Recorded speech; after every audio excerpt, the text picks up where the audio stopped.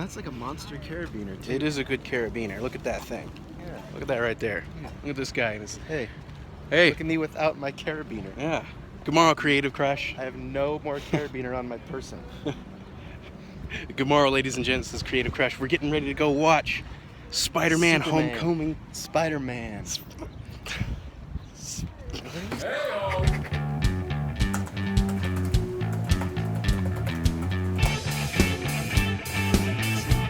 What is wrong with me? Sorry. I'm just along for the ride. All right, so we're gonna watch it, and we're gonna talk about it afterwards. Give our thoughts and feelings on this. I'm kind of excited. I love Spider-Man. What are your Spider-Man I'm excited thoughts? too. Spider-Man's always been a good, for me, symbol of childhood. Oh yeah. I remember coming home from school and watching Spider-Man promptly at 3:30. Yeah.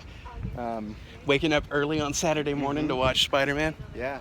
So, and the movies are good too. I mean, I think we can kind of try to forget the era of Tobey Maguire. Well, the first two were great.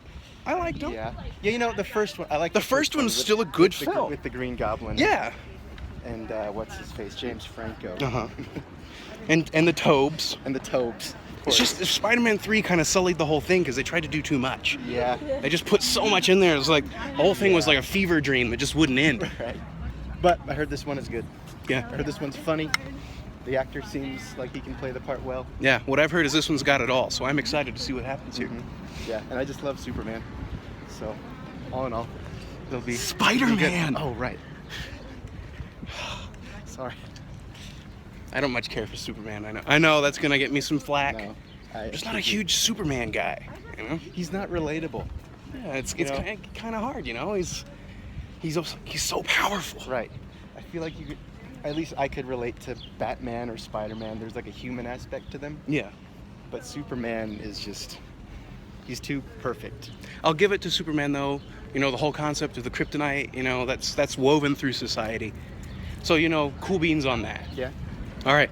We'll talk again after the movie. I know. Look at how happy you are. Look at it. Look at this robot. It's so great. Is it metal or ceramic? With our limited technology, we have no idea.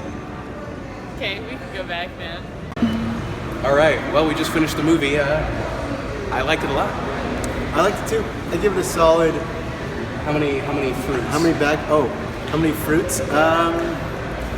4 oranges, which equates to 9 peaches.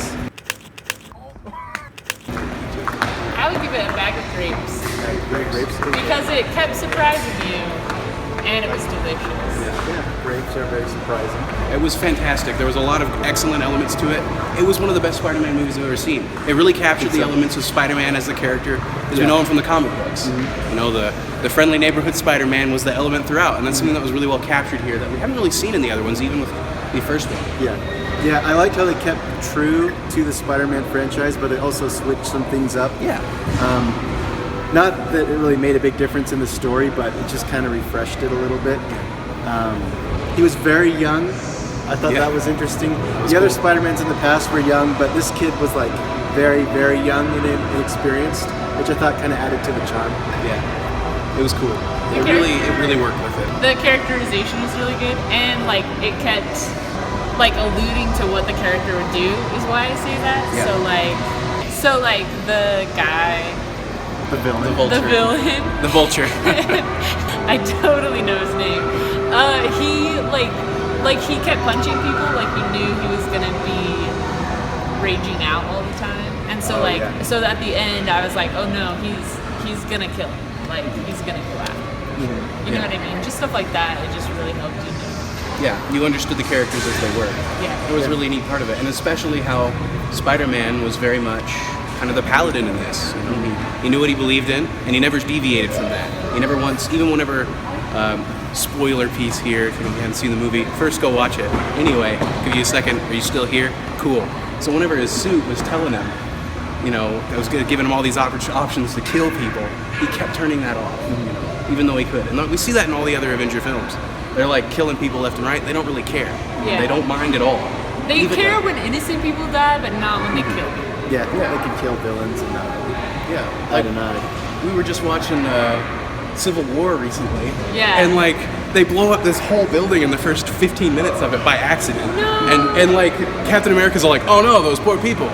Oh well, it happens. It's like, Yeah. you really don't mind at I all? mean, Like when the don't. Sokovia Accords come up, they're like, hey, we should probably, have the law protect people so that doesn't happen again. He's like, no, it's fine, it's cool. Yeah. You're Captain America. You're supposed to protect people.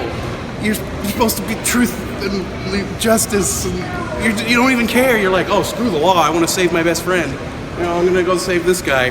Forget law enforcement. I'll kill them. It's okay. Gotta save my friend. What is wrong with you, Cap? I think they care. They just don't let it ruin their life. Yeah. But Spider-Man cares more. Yeah. Spider-Man feels. Spider-Man is an emotional. Well, he's an innocent little kid. Yeah. Like I said, he's like, that movie was like Spider-Man meets Boy Meets World. It was. It totally can see that. was. Kind The soundtrack And the and show the end was credits. Topanga. Yeah, it totally was.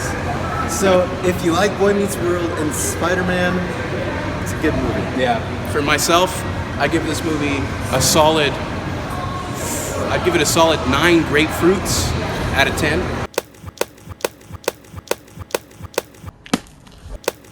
You can always improve a little bit. I wouldn't say this was the best film I've ever seen, but it was one of the best Spider-Man films I've ever seen. Yeah. I think Spider-Man 3 was like way better. Yeah, I mean, Spider-Man 3 really set the standard. You Of could what tell makes a from the good film. dancing, but it was really good. Yeah. Yeah. I mean, I could go on about Spider-Man 3. I mean, just the culture in that, the integration of the emo. Stop it. I could really go on.